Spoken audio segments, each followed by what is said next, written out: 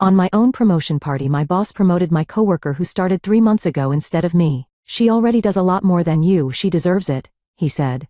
I smiled and celebrated with them. He had no idea how fun Monday would be. The restaurant buzzed with energy. Laughter, clinking glasses, and the low of background music filled the air. Golden fairy lights hung from the ceiling, casting a warm glow over the long dining table where my coworkers and I sat, celebrating. Tonight was supposed to be special, my night. For the past 5 years I had poured my heart into this company, often working late, fixing problems no one else wanted to handle, and mentoring junior employees, even though it wasn't in my job description. My boss, Richard, had dropped hints for months, telling me I was next in line for the senior manager position. And tonight, at this very party, my promotion would be announced. I had imagined this moment countless times, the applause, the pride, the validation. I adjusted the hem of my navy blue dress and glanced around the table. My team was in high spirits celebrating the company's quarterly success. At the head of the table, Richard stood, clinking his wine glass with a fork, signaling for attention. The room quieted. My heart pounded in anticipation. Tonight, he began, his deep voice carrying over the chatter. I want to take a moment to recognize someone truly exceptional. Someone who has shown incredible dedication, drive, and talent in just a short time here at the company. It's rare to find someone who can make such an impact in only 3 months. My smile faltered. 3 months? Richard turned to my coworker Lisa. Lisa, the fresh hire. Lisa, he continued, you have exceeded all our expectations. Your leadership, creativity, and problem-solving skills have impressed us all, which is why I'm thrilled to officially announce your promotion to senior manager. Congratulations. The room erupted in applause. I sat frozen, my fingers clenched around the stem of my champagne glass. My throat tightened as I forced a smile onto my face. I clapped along with the others as Lisa stood blushing and graciously accepted her new title. This wasn't happening. I felt my world tilt slightly as Richard turned toward me as if remembering I existed. He grinned. And, of course, Kathy, you've been such a valuable member of the team, he said. We appreciate everything you do. That was it. A hollow acknowledgement. A pat on the back after 5 years of hard work. I swallowed the lump in my throat and smiled wider. Of course, Lisa absolutely deserves it, I said, lifting my glass in a toast. Richard nodded approvingly. She does a lot more than you already, Kathy. You should take notes. Laughter. Lisa giggled awkwardly and muttered, Oh, I wouldn't say that. But the words were already out there, hanging in the air like a slap across my face. I laughed along with them. What else could I do? Cry? Beg? Ask him why he had strung me along for months only to humiliate me? Instead, I lifted my glass to my lips and took a slow sip. As the night went on, I smiled, I chatted, I celebrated. But inside, a storm was brewing. When the party finally ended and I stepped outside into the cool night air, I pulled out my phone. My fingers trembled slightly as I composed a short, simple email to HR. Subject, resignation letter. Submission. Dear Richard, please find my official resignation letter attached. Effective immediately. Best, Kathy. I hesitated for only a second before hitting send. As soon as the email left my outbox, I took a deep breath. For the first time in years, I felt something unexpected. Relief. But I wasn't done yet.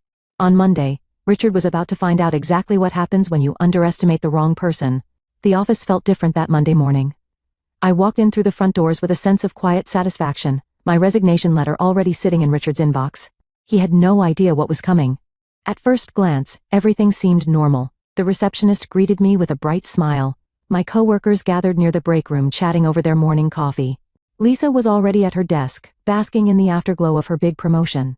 I wasn't angry at Lisa. She hadn't done anything wrong. The real problem sat inside the corner office. The man who had lied to my face for months, making me believe I was valued, only to discard me like I was nothing. I took my time settling in, calmly placing my bag beside my desk and booting up my computer. I wanted Richard to come to me, and right on cue, his office door swung open. Kathy, my office. Now. The entire floor went silent. People exchanged nervous glances. No one had ever heard Richard sound like that before. Urgent, confused, desperate. I stood up slowly, smoothed my blouse, and walked into his office. The door clicked shut behind me. Richard was already seated at his desk, my resignation letter printed out in front of him. He looked up, eyes scanning my face as if trying to figure out whether this was a joke. You're leaving? His voice was incredulous. Yes. I sat down across from him, folding my hands in my lap, effective immediately. But why? This is so sudden. We didn't discuss this. I let out a soft laugh. We didn't discuss Lisa's promotion either, but here we are. His jaw tightened. Kathy, that wasn't personal, she just outperformed you. She's been here for 3 months, I said, tilting my head. But sure, if that's what you believe. Richard leaned forward. You know I appreciate you, right? You've been such an important part of this company for 5 years. I don't want to lose you. I stared at him for a long moment, taking in the sheer audacity of his words. You don't want to lose me? I repeated, raising an eyebrow. But you had no problem overlooking me for a promotion I worked years for. You had no problem laughing when I was humiliated at my own celebration party, and you had no problem telling me to take notes from someone who just got here. His expression shifted, his usual smug confidence beginning to crack. Look, he said, running a hand through his hair. Maybe I made a mistake. Maybe I should have handled it differently. But you're resigning out of nowhere? This isn't the right move, Kathy. You're making an emotional decision. I smiled, but there was no warmth in it. I sent that email on Friday night, Richard. If this was just emotion, I would have stormed out that same evening, but I didn't. I planned this, and I'm leaving on my terms. His hand curled into a fist on the desk. He wasn't used to losing. So what's your plan? He asked, his voice sharp now. Go to one of our competitors because I have to remind you, Kathy, that we have non-compete agreements. I laughed again. Oh, he had no idea. I don't need to go to a competitor, I said, standing up. You see, Richard, while you were busy ignoring my contributions, someone else wasn't. He frowned. What do you mean? I took a deep breath, relishing the moment. Do you remember Andrew Carter, the CFO you let go last year? Richard tensed. Of course, he remembered. Andrew had been one of the company's most valuable executives, but he and Richard had clashed too many times. Richard had forced him out thinking he was replaceable. Andrew reached out to me a few months ago. I continued. He's starting his own firm, and he wanted me to lead the operations department, a director-level position. I turned him down at first. I was loyal to this company. I leaned in slightly, lowering my voice. But Friday night changed everything. I called him right after I left the party, and he made the offer again. I accepted. Silence. Pure, unfiltered shock. Richard stared at me like he was trying to process the information. You're leaving for Andrew's company? He finally said, voice tight. I start next Monday, I confirmed. He opened his mouth, closed it, then exhaled sharply. Kathy, be reasonable. This company has been your home for 5 years. We can work something out. We can talk about I don't want to talk, I interrupted smoothly. This decision is final. He clenched his jaw. You won't be able to come back. I smiled. I won't need to. I turned, walking to the door. Just before I stepped out, I paused. You know, Richard? I said over my shoulder. It's funny how you only realize someone's worth when they walk away. Then I walked out, closing the door behind me, leaving him alone with the consequences of his actions. And it felt amazing. When I stepped out of Richard's office, I could feel all eyes on me. The open workspace had gone eerily silent. The usual Monday morning chatter replaced by a thick tension in the air. My coworkers weren't even pretending to work anymore. Heads peeked over cubicle walls, eyes darted away the second I met their gaze. They knew something had happened, and in a matter of minutes, they were going to know exactly what. I returned to my desk with a serene calmness, opening my email, and forwarding my resignation letter to the entire leadership team. Subject: official resignation notice. Effective immediately, I am stepping down from my position at the company. It has been an experience I will not forget. Best, Kathy. Simple, professional. But the underlying message was clear. I was done. A few seconds later, the first whisper spread through the floor, then another, then another. The wildfire had begun. I didn't have to wait long before someone approached me. Kathy, is it true? I turned to see Rachel, one of the few people I actually trusted in this place. She looked stunned. I nodded, giving her a small smile. Yeah, it's time for me to move on. She exhaled sharply, shaking her head. Wow, just wow. I mean, I get it, but I didn't think you'd actually leave. Neither did Richard, I muttered. She let out a half laugh, half scoff. Well, he's an idiot. Everyone here knows you deserve that promotion. A few more coworkers started creeping toward my desk, pretending to look busy while blatantly eavesdropping. Even Lisa had poked her head up from across the room, her eyes darting between me and Richard's office like she wasn't sure if she should feel guilty or relieved. I could sense her hesitation. She wanted to say something, but she didn't. And honestly, I didn't care anymore. 10 minutes later, just as I was packing up the last of my personal items, my inbox pinged with an urgent meeting request from Richard. Subject: urgent. Let's talk. Meeting request: 15 minutes. Location: my office. I stared at the email for a long moment before sighing. Desperate men do desperate things. I took my time walking back to his office. When I stepped inside, the door closed softly behind me. Richard looked different now. The arrogance? Gone. The smugness? Gone. Instead, He looked like someone who had just realized they made a very, very big mistake. Kathy, he started, leaning forward. Let's talk about this. You're making a rash decision. I let out a soft laugh. Richard, I gave this 5 years of my life. The only rash decision here was yours. His lips pressed into a tight line. Look, I admit that I mishandled things with the promotion, but we can fix this. I'll match whatever Andrew's offering you. I tilted my head. You don't even know what Andrew's offering me. Does it matter? He shot back. We'll figure something out. I can get you a better salary, more flexibility, maybe even I held up a hand cutting him off. You don't get it, do you? Silence. I leaned forward. It was never about the money, it was about respect. His jaw tensed. I don't want to stay in a company where my work is ignored until I threaten to leave. I don't want to be matched only when I have one foot out the door. If I wasn't valuable to you before, why should I believe I suddenly am now? Richard's nostrils flared slightly. He wasn't used to losing control of the conversation. Kathy, be reasonable. You're walking away from a stable position for what? Some startup that might not even succeed? I smiled. That startup is being run by someone who values my contributions, and I'd rather bet on myself than stay in a place that treats me like I'm disposable. I stood up. Goodbye, Richard. And with that, I walked out. Packing the last of my things felt surreal. As I carried my box to the elevator, a few coworkers clapped softly, small acknowledgments of my silent victory. They knew.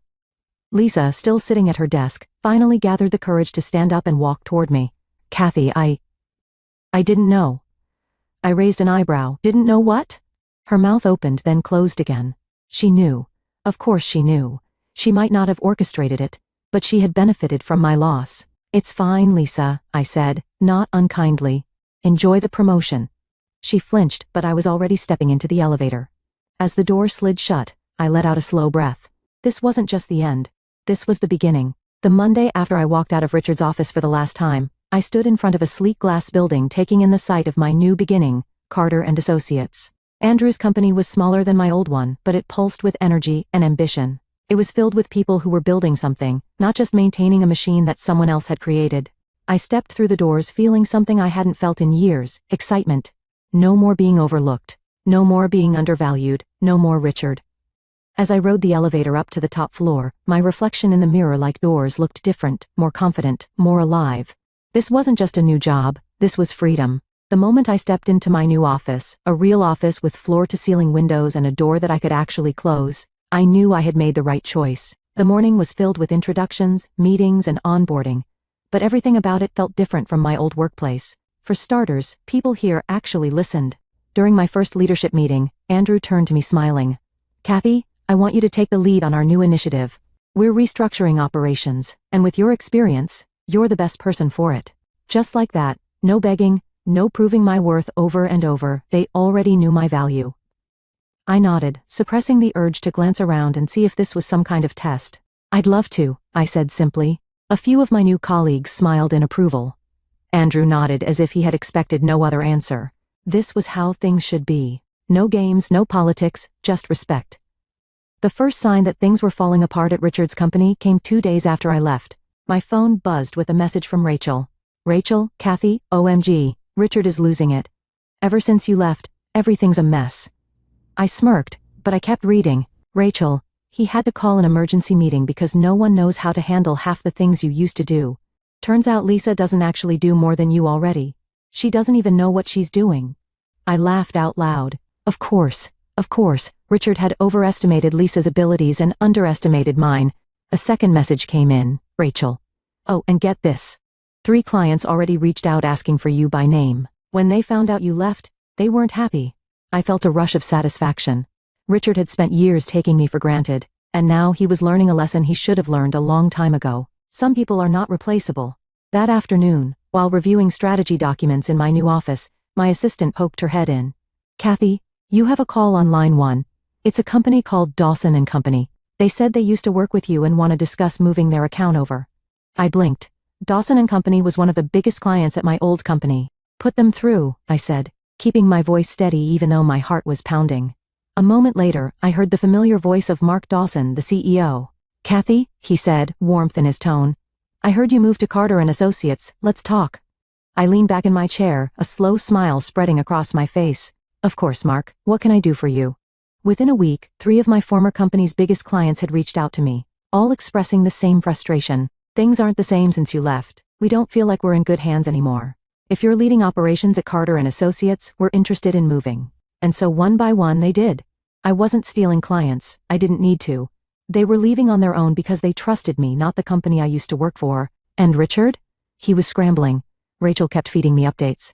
"Rachel, Lisa is drowning. She's not ready for this role at all." I heard Richard yelling at the leadership team in a closed-door meeting this morning. "Rachel, the board is furious about the client losses. Investors are not happy. Word is they're putting pressure on Richard to fix this fast." I could only imagine the look on his face, the panic, the regret, and the best part, I wasn't even trying to hurt him. I was just thriving somewhere else. That Friday afternoon, just as I was finishing up for the day, my phone buzzed with an email from Richard. I raised an eyebrow and opened it. Subject, a proposal. "Kathy, I'd like to have a conversation. I believe we can come to a mutually beneficial arrangement. If you're open to it, let's set up a meeting next week to discuss options. Looking forward to your response." Richard. I leaned back in my chair, laughing softly. He was desperate. And for the first time in 5 years, I had all the power. I stared at Richard's email for a few moments, letting the sheer irony of it settle in. The man who had dismissed me so easily, the man who had laughed at my expense, the man who had told me Lisa does a lot more than you already was now the one reaching out, and I knew exactly why. His world was falling apart. I took my time crafting my reply. No urgency, no desperation, just calculated control. Subject, a proposal. "Richard, I'm available for a brief meeting Monday at 10 a.m. Let me know if that works for you. Best, Kathy." I hit send and closed my laptop. I wasn't walking into that meeting to negotiate. I was walking in to watch him squirm. At precisely 10 a.m., I walked into the familiar glass office building I had left behind weeks ago. Everything felt different.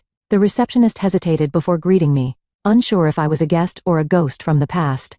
Employees stole glances as I passed by, they all knew. And then, as I stepped into Richard's office, I saw him. He looked terrible, dark circles under his eyes.